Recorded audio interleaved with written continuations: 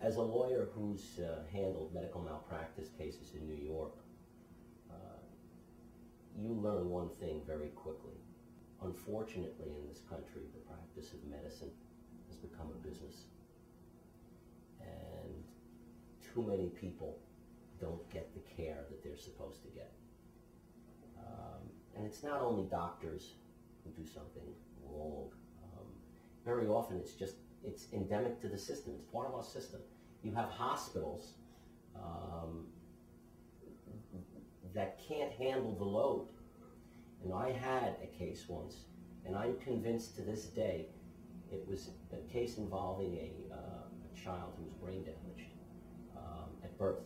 And I'm convinced to this day that that occurred because the hospital was just too busy and didn't have an experienced doctor on the floor to make the decisions that had to be made regarding the delivery of that child.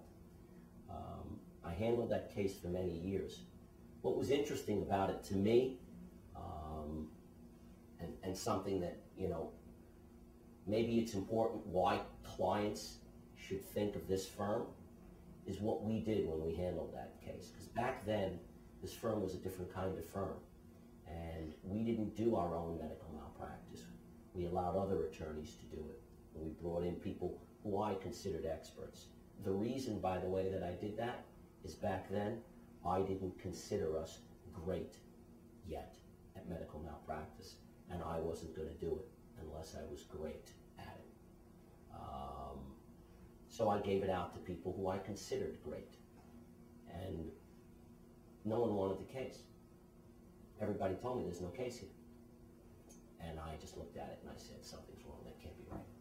It's just not right. I took the case, I handled it myself. We went through all the discovery, and I remember we got to a point actually where it was time to find a doctor to come into court to testify.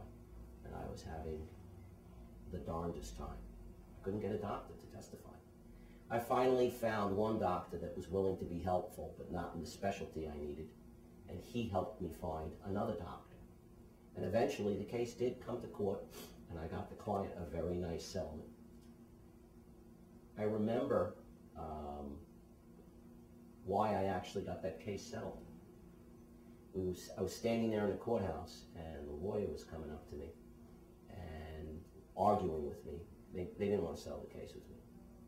And I turned to them, and I just looked at them, and I said to them, listen, I've been preparing this case for years. You really don't want to get me started. You really don't want to get me started.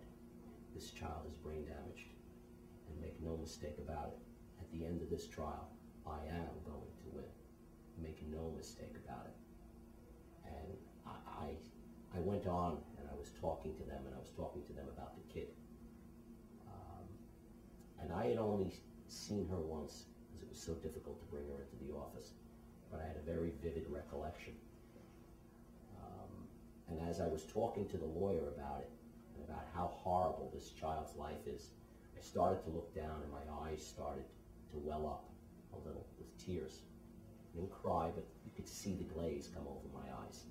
And the lawyer looked at me, he left, 2 hours later, they paid the money.